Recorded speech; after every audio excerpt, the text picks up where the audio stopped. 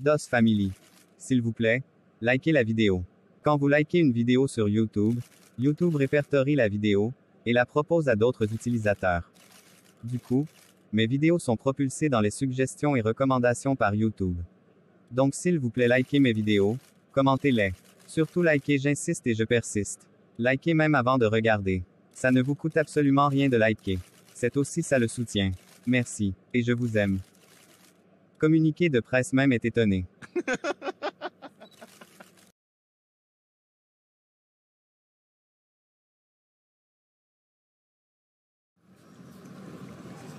Ça faisait une semaine que Paul était revenu en famille. Même si la cohabitation ne se passait pas bien avec son frère et sa sœur, pour ses parents, c'étaient les meilleurs jours de leur vie qu'ils passaient, en compagnie de leur fils aîné. Maman Jeanne avait retrouvé la santé grâce aux plantes médicinales que Abby lui avait fait boire. Elle s'occupait elle-même de prendre soin de son fils, en lui cuisinant tout ce qu'il demandait. La famille n'arrivait plus à économiser. Tout ce que la vente des beignets leur apportait, se voyait dissipé dans le confort de Paul, qui de plus en plus devenait exigeant. Ce soir, Paul était le dernier à regagner le domicile de ses parents. Il les retrouva tous au salon dans le noir, et seule une lampe champêtre les éclairait. Apparemment, il n'y a pas de lumière dans la ville. Comme tu l'as constaté. Tu étais où, mon fils? J'étais en balade.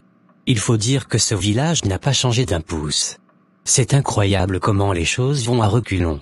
Et cette histoire de délestage qui ne finit pas. Ça craint, wesh. Tu attends quoi pour rentrer alors? Et ce village, comme tu le dis, est une ville pour ta gouverne. Et toi, je ne t'ai pas sonné. Tu veux que je te fasse la différence entre une ville et un village? Non, je n'en ai pas besoin. Si on veut aller dans le même délire que toi, on va dire que Ouaga, qui est la capitale, est aussi un village, d'autant plus que c'est le village de certaines personnes. Exactement, mon frère. Nous sommes dans un département, qui est considéré comme une petite ville, et un village pour certains. N'importe quoi. Et toi, Brice? Je sais que c'est toi qui as pris mon parfum dans ma chambre. Remets-le-moi rapidement. Je ne donne pas. Tu m'as ramené quoi de ton voyage? J'ai donc pris ma part. Maman. Papa, vous écoutez Brice, j'espère.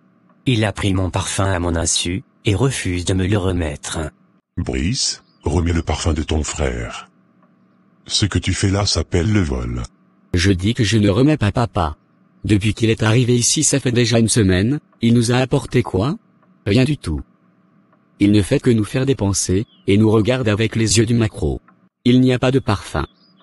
Et même si tu me frappes, ça ne va pas sortir, wesh? Pris de colère, Paul s'apprêtait à bondir sur son frère, mais se vit rattrapé par sa mère. Pardon mon fils, laisse-le. Il va te remettre ton parfum. Un Brice. N'est-ce pas que tu vas lui remettre? Je dis non, wesh.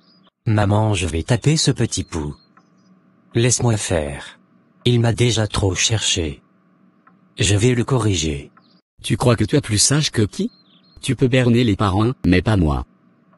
Tu as apporté des parfums chez Papa Maurice, avec des boutons de manchette. Mais à tes parents, qu'est-ce que tu as apporté? Un monsieur lumbinguiste? Tu te fous de qui? Je vois, je prends. Voilà. C'est ça, va-t'en, et ne reviens plus ici, sinon je te fais ta fête. Tu ne sais que vociférer, fumbinguiste wesh?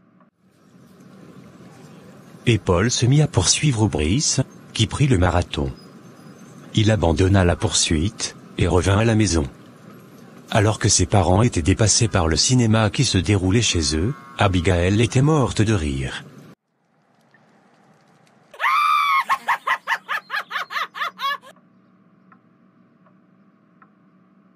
Et toi la villageoise, qu'est-ce qui t'amuse? Pardon, laisse-moi rire. J'ai encore ce droit-là ou bien? Calme-toi, mon fils. J'aurai une discussion sérieuse avec Brice. Je ne sais pas ce qu'il te veut. Si ce n'est pas la jalousie, c'est quoi? En passant, je vais me rendre à Ouaga pour quelques jours, ensuite j'irai à Bobo Dioulasso. Ah d'accord. Tu vas voir tes cousins alors. Parce qu'ils me servent à quoi? Je vais voir des amis, et me balader. Je voyage demain. Aussitôt? Mais tu pouvais nous prévenir plus tôt, non? Bref. Et tu en as pour combien de jours? Maxi 1 semaine, si tout se passe bien. Papa, il faut acheter l'ampoule rechargeable. Je ne peux pas me coucher avec une bougie et une lampe champêtre. Mon fils, la lumière va revenir. Et je ne sais pas de quoi tu parles, quand tu dis lampe rechargeable. Ça se vend dans les quincailleries. Je pourrais aller en acheter une. Je crois que la quincaillerie du Carrefour est encore ouverte. D'accord. Abby? C'est toi qui as la recette du jour. Tu peux donner à Paul, il va aller acheter la lampe dont il parle. Je n'ai pas de recette. Pardon? Je dis que je n'ai pas la recette du jour. Je vais me coucher. Eh madame, tu n'as pas l'argent, que c'est parti où? Maman, l'argent que j'ai est petit, et nous devons acheter de l'huile. Tu penses que les beignets vont se frire avec de l'eau? Je vais me coucher. Et celui qui veut la lampe, sort son argent, pour aller acheter. N'abusez pas. Que ça, ce n'est pas la malchance, c'est quoi? Maman, tu vois ce que je te dis depuis. Voilà où ton cœur de mari t'amène. Ramasse toujours les enfants des autres pour élever. Cette fille va te ruiner. Et Paul regagna lui aussi sa chambre. Resté seul, le couple Nick et Ma semblait avoir perdu le contrôle sur leur famille. D'abord Brice, qui se comportait en voyou, et après Abby, qui devenait désobéissante, et ripostait lorsqu'on lui donnait des ordres.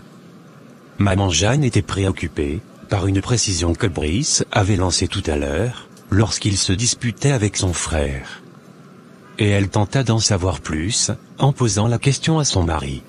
Papa Nick et Ma, tu savais que Paul a donné des parfums à Papa Maurice? Non, qui te l'a dit? Tu ne vas pas me faire croire que tu n'as pas entendu ce que Brice a dit avant de partir? Si. Mais je n'ai pas pris au sérieux. Ton fils raconte du n'importe quoi. Il va falloir le redresser, car ça devient un peu trop. Mais qu'est-ce qu'il reproche à Paul? Il devrait être content de le voir à la maison, non? Tu es sûr qu'il n'est pas possédé? On devrait l'amener chez Yameogo.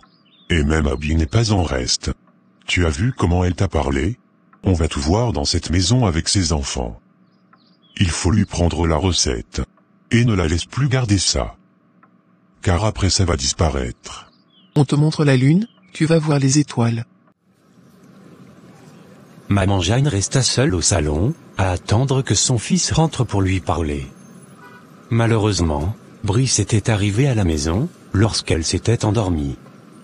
Elle n'avait pas pu avoir une discussion avec lui, et espérait le faire à son retour des classes. Le matin, en pleine friture au bénitaria, Maman Jeanne reçut la visite de sa copine Maman Odile. Bonjour Jeanne. Bonjour Odile. Je suis venu personnellement aujourd'hui, acheter les beignets. Merci. Je te sers pour combien? C'est à moi pour 500 francs. D'accord. Sinon comment tu vas Jeanne? Depuis que ton fils est de retour, on ne te voit plus. Même à la réunion dernièrement, tu n'y étais pas. Non, j'avais mal au dos au fait.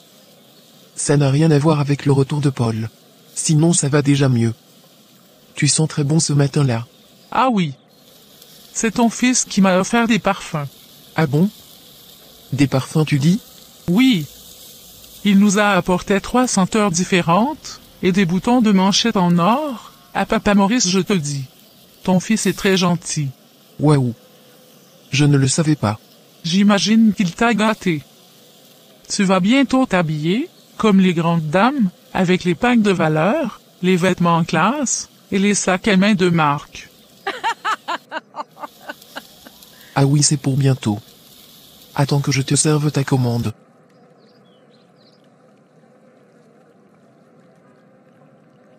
Merci. Je vais maintenant rentrer vite à la maison. Si tu as besoin d'aide ici, j'enverrai Natacha. Elle ne fait rien à la maison. Ah non, ne la dérange pas. Papa Nikima va arriver d'un moment à l'autre. Après le départ de Maman Odile, Maman Jeanne plongea dans ses pensées. Elle se posait mille et une questions. Elle ne pouvait pas dire à son ami, que son fils qu'elle vantait tant, ne lui avait rien apporté. Du moins, pas pour le moment. Et le fait qu'il ait offert des présents à leurs amis, la perturbait un peu. Enfouie dans ses pensées, elle ne vit pas les beignets qui cramaient au feu. Papa Georges, qui venait d'arriver, se précipita pour prendre l'écumoire, et les sortit de l'huile.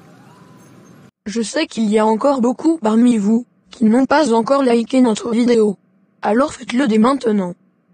N'oubliez pas aussi de commenter, et partager la vidéo s'il vous plaît. La vidéo peut maintenant continuer. Merci. Je vous envoie de gros bisous. Mais tu rêves ou quoi, Jeanne? Regarde ce que tu fais. Ce n'est pas grave. On peut les vendre. Heureusement que tu es venu à temps. Mais qu'est-ce qui te tourmente, au point où tu oublies les beignets dans l'huile? J'ai reçu la visite d'Odile. Et tu ne croiras pas ce qu'elle m'a dit. Paul leur a apporté des parfums, et des boutons de manchette en or, pour Papa Maurice. Elle te ment. Tu sais combien elle aime se faire voir. Elle bavarde beaucoup. Et pourquoi me mentirait-elle? C'est moi qui lui ai posé la question, parce que son parfum avait une bonne senteur. Voilà que ça rejoint ce que Brice avait dit hier. Mais pourquoi Paul fait ça? Il ne nous donne rien, pour aller offrir des présents à nos amis, et ces derniers pensent que j'ai tous les accessoires de femme, alors que je n'ai rien. Ça ne me dérange pas qu'il leur offre des cadeaux, car c'est grâce à Papa Maurice, que nous avions de ces nouvelles. Il nous a été d'une grande utilité. Mais c'est la manière en elle-même, qui me dérange un peu, tu vois? Je crois que Paul attend le bon moment, pour nous donner des présents. Je crois même qu'il a plutôt de l'argent à nous remettre. Tu as vu les vêtements qu'il porte? Ça coûte cher. Et même son téléphone, il est énorme. Notre fils a l'argent, et il nous en donnera. Soyons juste patients, sans écouter les commérages de l'extérieur. D'accord. Ça me rassure. Parce que j'avais déjà honte devant Odile. J'ai fait semblant de masquer ma gêne. J'espère vraiment qu'il va nous aider financièrement, parce que nous n'avons plus rien comme économie. C'était tout le souhait du couple. Que leur fils les soutienne aussi. Qu'ils prennent la relève, pendant qu'ils se reposaient. Quelques jours après, Abby revenait du champ. Sur son chemin, elle croisa sa copine Marlène, qui avait un bidon de 20 litres en main. Coucou Marlène. C'est alors là que tu puisses de l'eau? Laisse-moi comme ça. C'est-à-dire que ma mère est en train de me malmener. Elle me traite comme si j'étais sa coépouse. Il y a pourtant de l'eau à la maison. Mais elle m'a commissionné sous ce chaud soleil. Franchement, j'en ai marre. Désolée pour toi. Il faut qu'elle te dérange un peu. Tu n'es pas souvent là. Donc c'est à cause d'elle que tu ne viens plus à la maison? Non, pas du tout. J'ai un peu pris des distances, vu la façon dont le premier contact avec ton frère s'est passé. Mais je vais revenir, ne t'inquiète pas. En parlant de lui, comment va-t-il? Il est à Ouaga depuis quelques jours. Il sera de retour la semaine prochaine, je crois, et je n'espère pas. S'il pouvait même qu'aller là-bas. Pouf. Mais pourquoi tu le dis ainsi? Pour rien. Ne prête pas attention à ce que je raconte. Sinon ta copine Natacha se démarque déjà. Elle discute bien avec Paul. Oh non, pas ça. Ne me dis pas ça. Qu'est-ce qu'elle a de plus que moi? Parce qu'elle est brune? Mais ça ne va pas se passer comme ça. Je ne me laisserai pas faire. C'est moi qui l'ai vue en premier, c'est moi qui t'ai parlé de mes intentions la première. Et tu devrais même être de mon côté, et me soutenir auprès de lui. Ne me mêlez pas à ça, pardon. Sinon j'aime bien vous voir vous battre. J'y vais ma puce. Je vais préparer la patate que j'ai récoltée. On va se débrouiller avec ça ce soir. La galère nous a pris en otage. Alors que vous avez un binguiste à la maison? Quel paradoxe, n'est-ce pas? On fait comme ça. D'accord. Je serai à la maison la semaine prochaine. Et Abigail poursuivit son chemin. Elle était amusée de voir ses copines se battre pour le même homme. Elle s'est demandé si elles avaient perdu la tête, ou si c'était l'effet binguiste qui les excitait, parce qu'elle ne trouvait rien chez Paul, qui puisse être attirant. Arrivée à la maison, Abby prépara les patates, qu'elle avait récoltées, avec ses prunes. Depuis la veille, les marmites peinaient à se remplir. La famille Nikima commençait sévèrement à rencontrer des difficultés pour se nourrir. Les économies épuisées, ils devaient compter uniquement que sur la recette des beignets, en espérant que les ventes soient fructueuses. De retour le soir, maman Jeanne se rendit dans la chambre de Brice. Il était assis sur son lit, et étudiait. J'aime te voir comme ça. Bonsoir maman. Tu veux peut-être dire que tu aurais voulu voir ton fils préféré. Arrête ça. Je n'ai pas d'enfant préféré. Ne me colle pas des étiquettes. Il faut dire que tu n'es pas allé de main morte avec Paul ces derniers temps. Je ne sais pas pourquoi tu le détestes tant. Autrefois tu l'admirais. Autrefois maman. Quand il était normal. Dis-moi qu'est-ce qu'il vous a ramené de la Belgique. Même pas un petit échantillon de parfum, alors qu'il en donne à papa Maurice. Même pas 5 francs à vous donner, alors qu'il sait que vous êtes dans le besoin. Tout au contraire, il vous pousse à épuiser vos ressources financières. Ne me dis surtout pas qu'il ne travaille pas là-bas, parce que je sais que c'est faux. Il travaillait bien. Donc il a de l'argent. Tu ne peux pas comprendre. Je ne vais pas m'étendre sur ce sujet avec toi. Quand tu auras un enfant, tu comprendras. Maintenant je vais te demander d'être plus souple avec lui. Brice c'est ton grand frère, et tu lui dois du respect. Peut-être que si tu te comportais bien, il allait te donner quelques effets, avec lesquels il est rentré. Mais comme tu veux jouer au voyou, il ne t'est rien donné. Je n'en ai rien à faire maman. J'ai déjà pris mon parfum, et ça me suffit. S'il était le grand frère que j'ai connu à l'époque maman, il n'allait pas venir ici me faire chier. Papa et toi vous le supportez, alors que c'est lui qui a tort. Tu as vu à quel point, votre comportement réussit à nous frustrer Abby et moi? Qu'il ne vienne pas me faire chier, parce qu'il est mon grand frère. Je ne me laisserai pas chiffonner. Surveille ton langage jeune homme. En tout cas, mon message est passé. Je veux la paix, et la solidarité entre mes enfants. C'est tout ce que je demande. Je vais te laisser étudier maintenant. Merci. Mais n'oublie pas de tenir le même discours chez Paul. Paul avait passé plus d'une semaine, loin de sa famille. Ces derniers en avaient profité, pour économiser à nouveau, pour pouvoir gérer les petites factures. Abigail tenait fermement à garder la recette des ventes, de peur que sa mère dilapide tout, pour répondre aux caprices de son fils. C'était ce soir, que Paul était revenu à la maison. Il roula sa petite valise dans la cour jusqu'au salon, où sa petite famille était réunie, comme tous les soirs.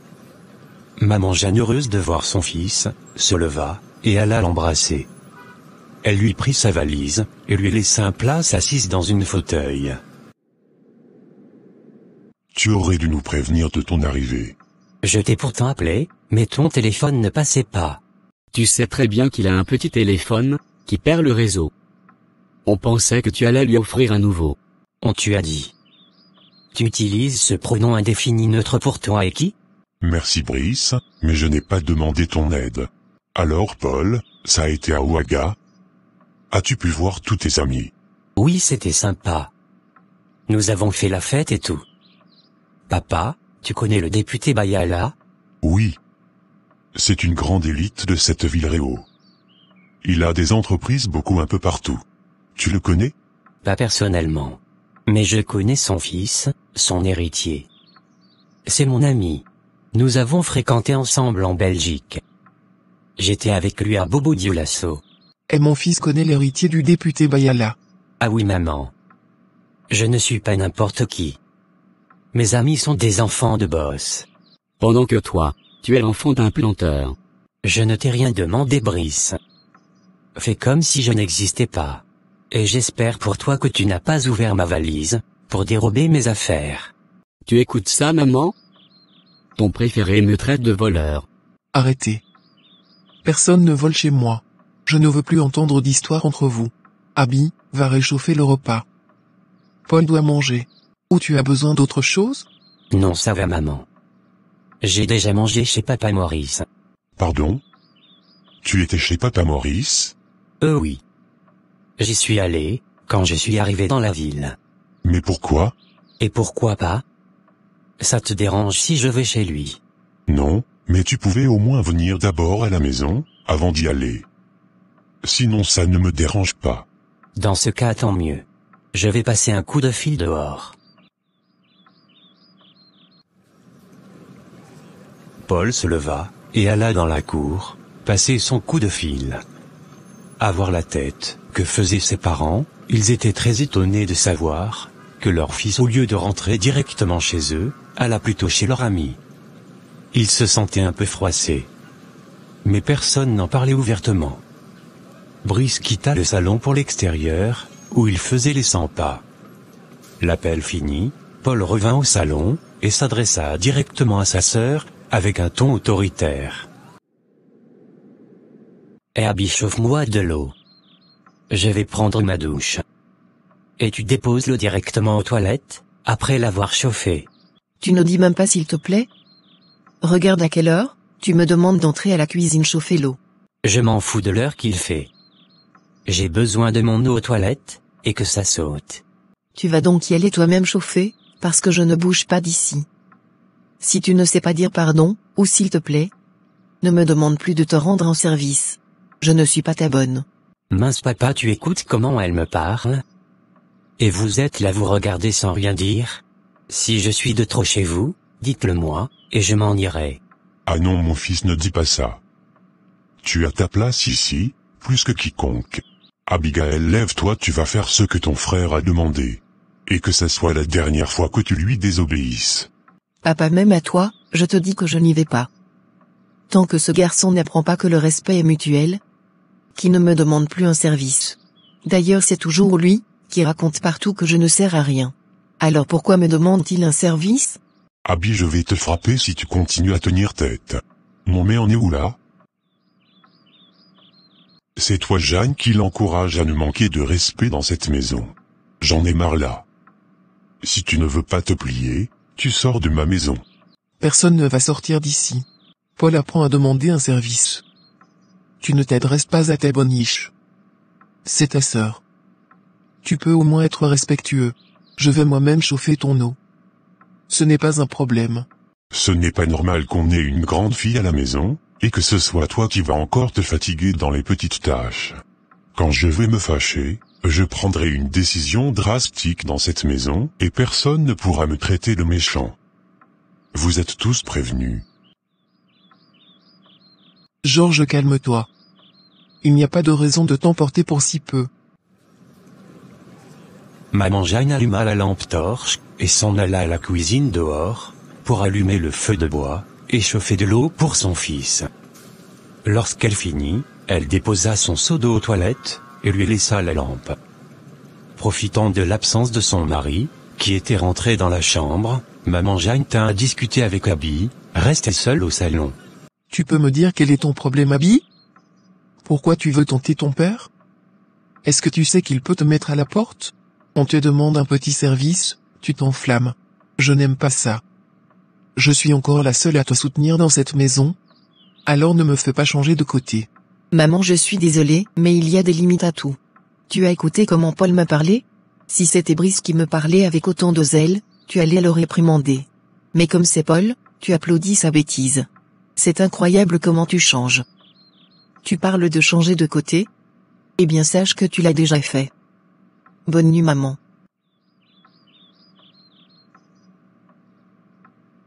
Pour tout type de partenariat, et ou de publicité, veuillez me contacter au email suivant, ou par WhatsApp. Merci.